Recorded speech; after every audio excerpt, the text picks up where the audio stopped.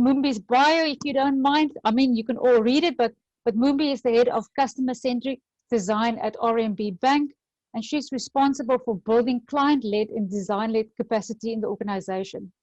She was one of the first 3 customer experience professionals in Africa. Woo, Mumbi, I didn't know that. Well done. Thank you. Thanks, Michelle. And she has a diverse and significant experience in financial industry. She's also the co-founder of the Customer Experience, the South African CXPA board. And yeah, so you can read it, the rest of her bio. And I'd just like to share that she's going to share her views with us today around the holistic approach for customer experience transformation. Mumbi, thank you so much. Thank you for giving us this time, and we're looking forward to you sharing your views with us. Thanks, Michelle. Share your screen. Let me do that.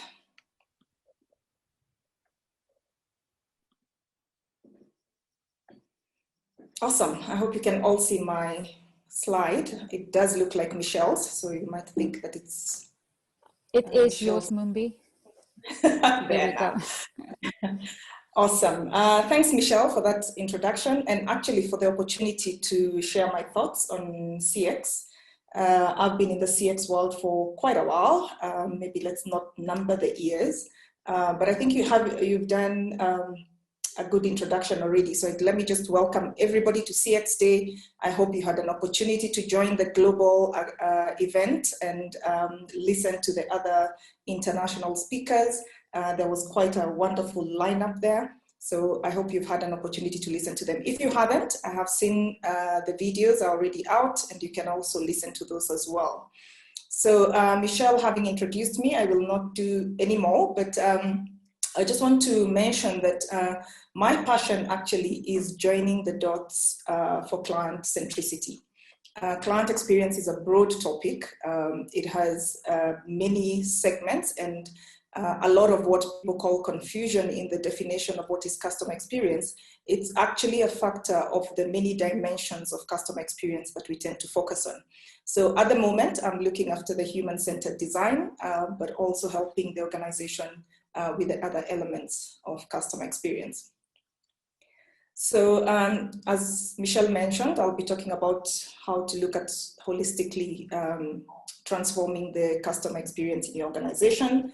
I will say a lot that probably a lot of the seasoned practitioners are aware of, but I'm hoping to share as I go 5 key lessons that are important to remember to make a success of your transformation program. So let's start with some numbers, always a good place to start. I'm not going to go through all these numbers, but what I liked about these particular statistics, and they are US based, we do tend to find that probably the US, Europe is slightly ahead of South Africa in some of the areas, but definitely a lot more research happens there than it does in our world. There is South African research, not to say that there isn't, so you can find some statistics for South Africa. But I think the key point I want to make here is that the importance of CX continues to grow.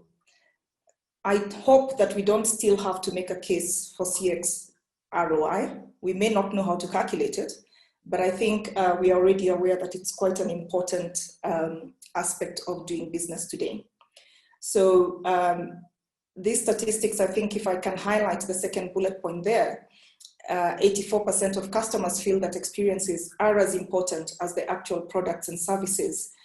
For me, marks an evolution in the industry, in the world of customer experience. There are some people who will still argue that customer experience is more important. I think you need a balance of the experience and the products and services to actually get it right. And the evolution from products and services to customer experience is more important, to it's as important as products and services, shows the maturing levels of understanding for customer experience. So CX, in my view, needs to be balanced and needs to look at all aspects of the organization. The other point to make as far as the statistics are concerned is that expectations for CX keep on growing. So our customers are not standing still. They're still looking for more and more from an experience point of view, but they're actually articulating more than they did before. So previously there was a lot of information around, I didn't like the product, I didn't like the service, but the articulation of that experience is very important to our consumers and to our customers, is growing every day. So why are we here then? What's the problem? What are we still talking about? So firstly, as I mentioned, organizations know that becoming client-centered is imperative, and therefore the statistics speak for themselves. But they still need to define what it means for their specific organization. So a lot of organizations will say they're focusing on client experience, they need to improve their client experience, but a lot of them have not defined what that actually means. They just know that it's an experience that is better. So the second point is they're not clear on what and how to implement. So when we say we are transforming client experience, what does that actually mean? There's talks of you do a journey map and the experience will change. Not exactly. You measure the right things and the experience will change, maybe, but how do you actually guarantee that you're going to improve the client experience in your organization? So let's first start from the basics. Why do customer experience? Firstly, and probably most obvious, it's to focus on what customers want, need, and expect. And the reality is that it is about customers, but it's also about the business. So without a customer, we don't have a business, but also without other stakeholders like your shareholders, your employees, you also don't have a business. So as much as it's about focusing on CX, on the customers, we also have to remember that the organization needs to find value in the activities of CX. So as we meet customer expectations, we do that so that we can unlock customer value. So we want more clients to do more business with us. We want clients to stay longer with us. We want clients to refer other people to us. And the reason we do that is to actually grow profitability. And I do hope that as CX practitioners, especially those who are on the call and listening, we will not shy away from talking about the numbers, because that's what drives business. If we don't talk the numbers, we are not going to meet the expectations of our customers. So why do I say that customer centricity is a transformation exercise? And I'm quite a big believer of this. A lot of organizations are still at the space of doing small activities on the side of the desk as ways of improving customer experience. But to truly change an organization, to truly transform so that your organization is delivering consistently on the experiences, we actually need to look at it from a transformation perspective. This is a definition of transformation, and you can use it on any transformation, whether it's digital transformation or other. It's that you have to look at all your aspects of the business, your processes, your people, your technology, your physical infrastructure. And the intention is to actually create capabilities that will support that transformation. So in the case of customer centricity, you're looking to develop the capabilities that will enhance your customer-centric ability to in the organization. So how do you respond faster? So you have to actually know what are those capabilities in the first place that make us customer-centric. What should we be doing as an organization? Yes, I know that screen looks like there's a lot, and that's because, as I mentioned earlier, CX is a huge field. It is not one thing. So for those who have accessed CXPA, who have been part of it, you will recognize those red bubbles. They are the capabilities that CXPA has defined. And the outer circle literally gives you the different aspects of each of those capabilities that we need to focus on. So starting off from a CX strategy, you need a strategy that says what experience you're trying to deliver and how that will add value to the business and to the customer. You need to understand your customers. You need to understand your business. What's your business about? What do you want to be known for? And based on that, you also need to understand how you're going to drive it in your organization. So your adoption and accountability is about ensuring that you have buy-in in the organization You have buying at the right level, and you also have mandate to actually execute on that transformation. A lot of transformation doesn't start unless you have the leadership involved. So that's where you want to actually get your adoption and accountability. And then you have the design aspect of it, which is the defining of how you're going to actually deliver the experience. You have to measure the right things, and I will speak a little bit more about some of these things later on. And then obviously you need to bring your people along. This is not new information. This information has been, it's actually publicly available. This framework appears in different forms and formats, but at the end of the day, at the bottom of each and every framework you'll come across, these capabilities tend to be the same ones. Some people have simplified them, some have blown them up, but at the end of the day, these are the key capabilities you tend to find that you will need to develop in your organization to be able to respond to your customer expectations. So as you can see, this is a lot. It's a lot to handle, it's overwhelming. And what it basically says is that if you're a CX practitioner, you can't do this alone. You actually need the whole of the organization to help you deliver on this one. And if you're a business leader that you're listening, this can also be overwhelming, and it's an issue of where do you actually start? Where does this actually happen? I've seen a couple of articles on LinkedIn recently, in the recent past, that talk to CX being too complex, resulting in organizations not actually succeeding in it or actually dropping it off completely. And that is quite scary, because customer experience is really about meeting our customers' expectations and needs. And if we make it so complex and looks like it cannot be achieved, then we actually just fail ourselves and our organizations. So where do you start? I think the first thing we can talk about is that you need to properly set up your transformation program.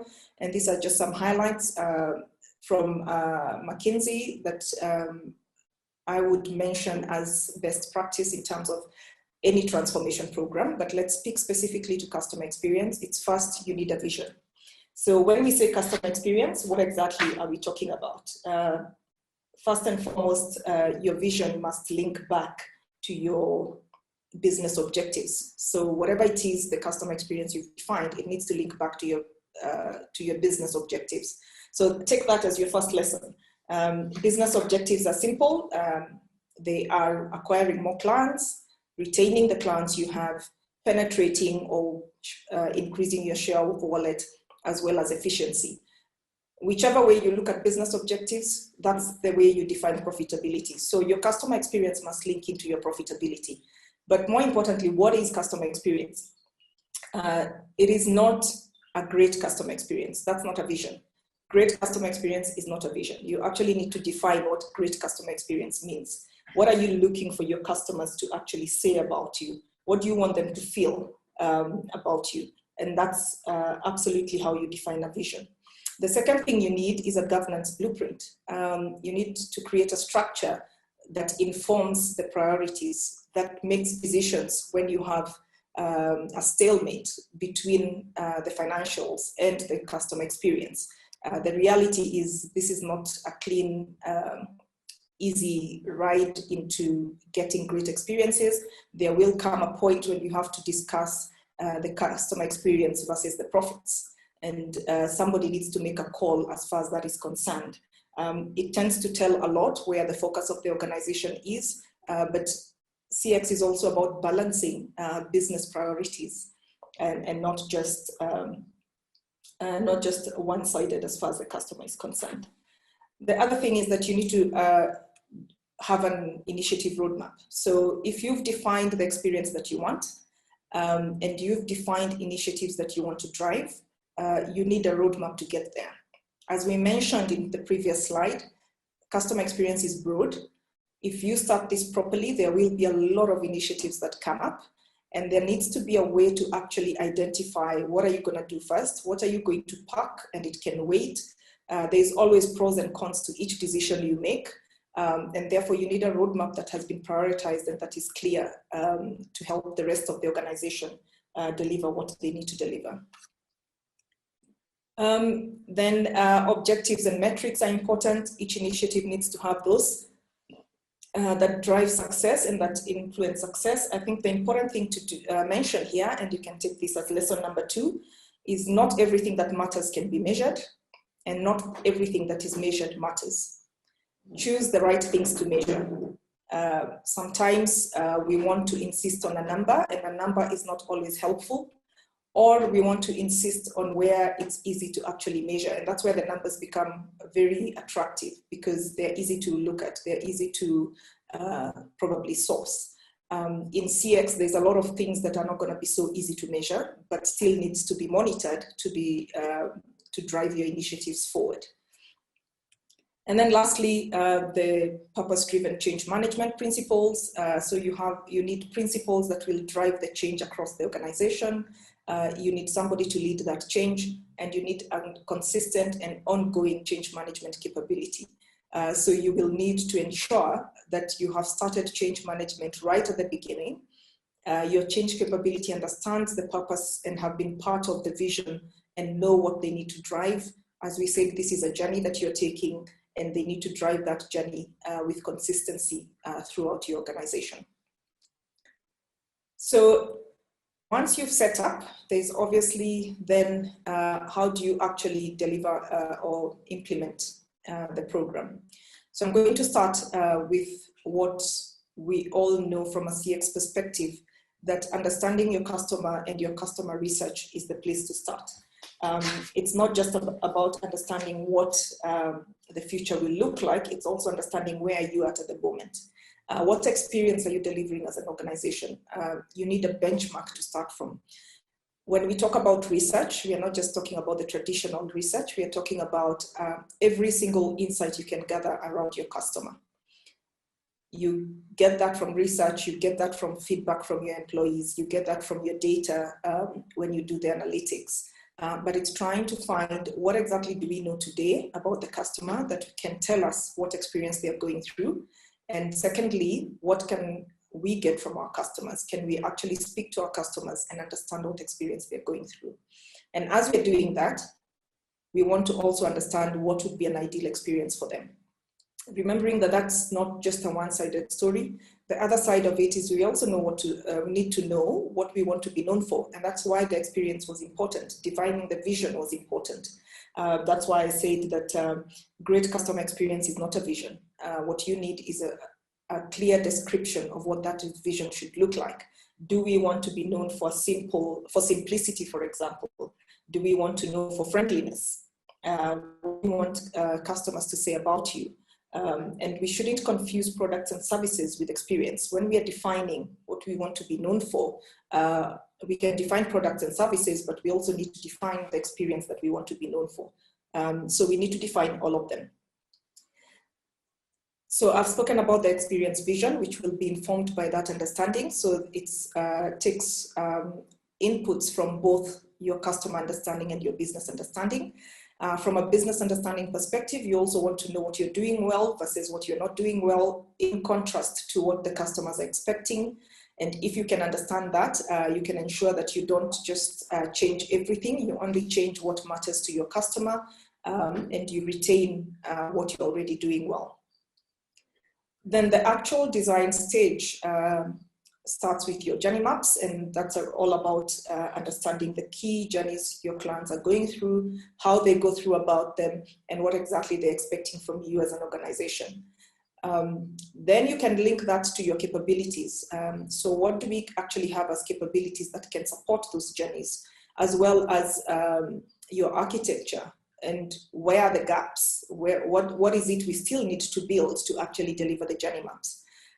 What are the processes we are using at the moment, and what needs to change in those processes?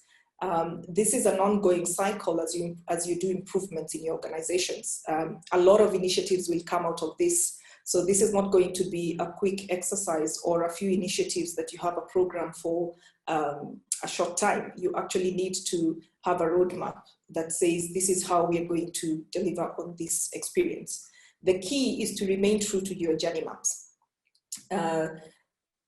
You have to ensure that when you're building capabilities or architecture or processes, those things are supporting the client's journey. They're supporting your client experience. The only thing that changes your experience is the input that's coming from your customer research, from the vision that you have put together. So those inputs are the ones that influence your journey maps. Your capabilities, architecture, processes are things that you have control over. You can tweak them, you can change them to ensure that you're meeting your customer expectations.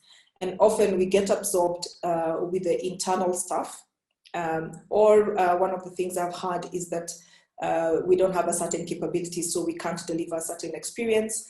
The reality is the experience can still be delivered even if you don't have the perfect technology. It might mean that that technology will catch up later, but then how can we use our processes to actually still deliver on that experience and evolve our technology as it catches up? So out of this, a lot of initiatives will come up, and you will need to create a roadmap, you'll need to prioritize. This prioritization is your lesson number 4, that a lot of initiatives fail at this point because often because the organization does not want to stop some projects. So you've been on a specific journey as an organization, which has probably not aligned to your journey maps, which is why you're on this initiative now, or why you've decided to go into this transformation exercise. So we have to have the courage to actually say we need to stop doing some of the things we've been doing. And often the CX transformation or CX projects get choked by the fact that we have done no prioritization. Or well, we have done prioritization, but we have not stopped the stuff that shouldn't continue. And that overwhelms the system. That overwhelms not only those who are trying to deliver, but it also overwhelms those who have to accept the change, like your employees, as well as your customers who have to take in this change. Now, the delivery itself happens functionally. It could happen either at your interface level, at your process level, at your people level, or even at systems. What is important here is to ensure that you have linked those up back to your deliverable for a journey. So if you're trying to prioritize your initiatives, make sure that you're prioritizing them based on a deliverable that will be seen by the customer. So if we've decided that we're going to change how we onboard our customers, for example, then the delivery of the processes or the people culture change or the systems that we're trying to build need to align to that priority.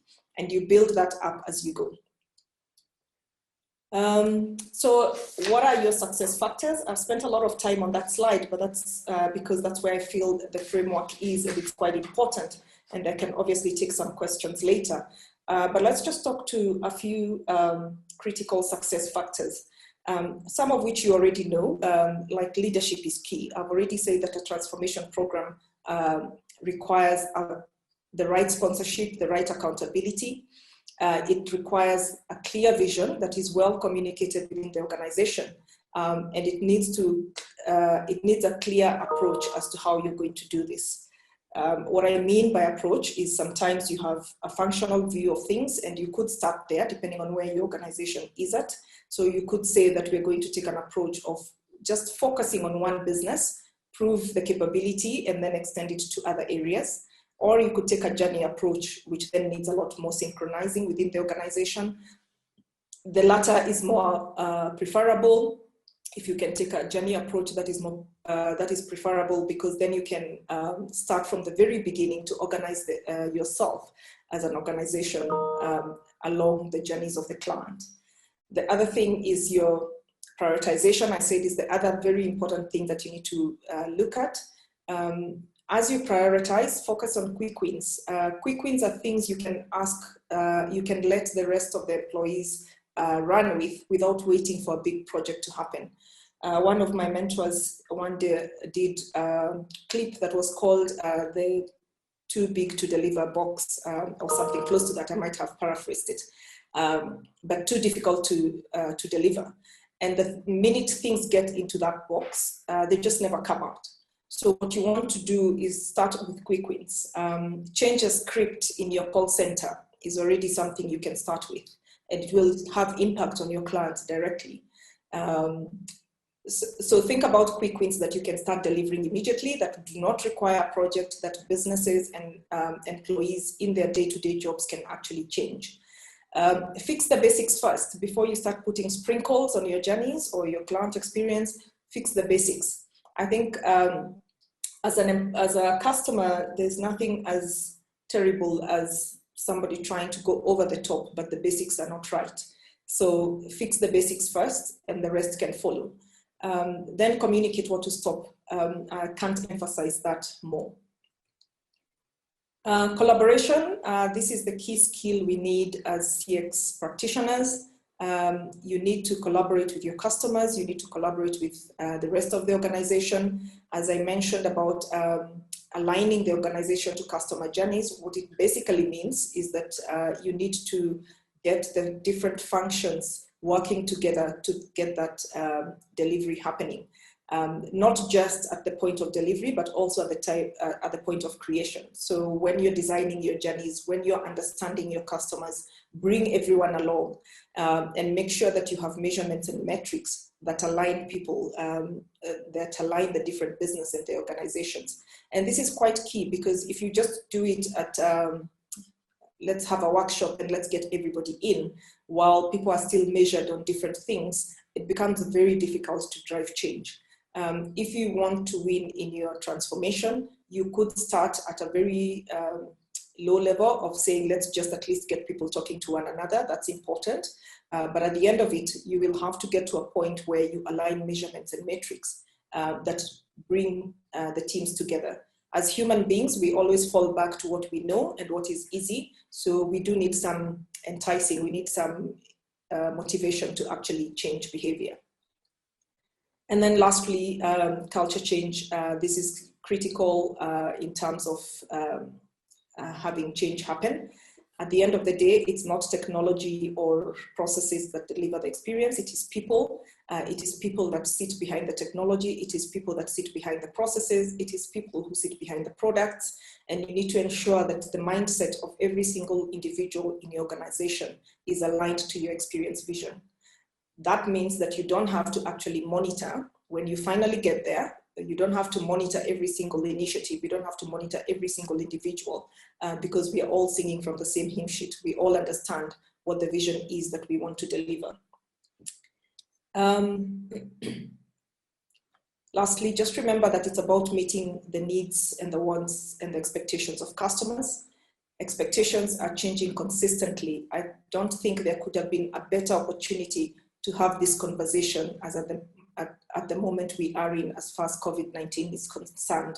It has totally changed our world.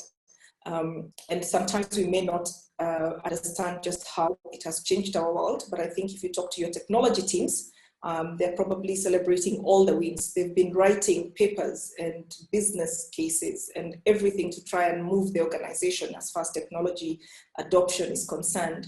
And all of a sudden, everything was adopted without a business case.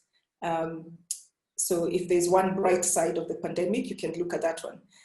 But what I'm trying to say is that what will be the next one? What will be the next, not pandemic, but what will be the next thing that will change your client expectations? We have seen in our business a growing of the acceptance of digital signatures.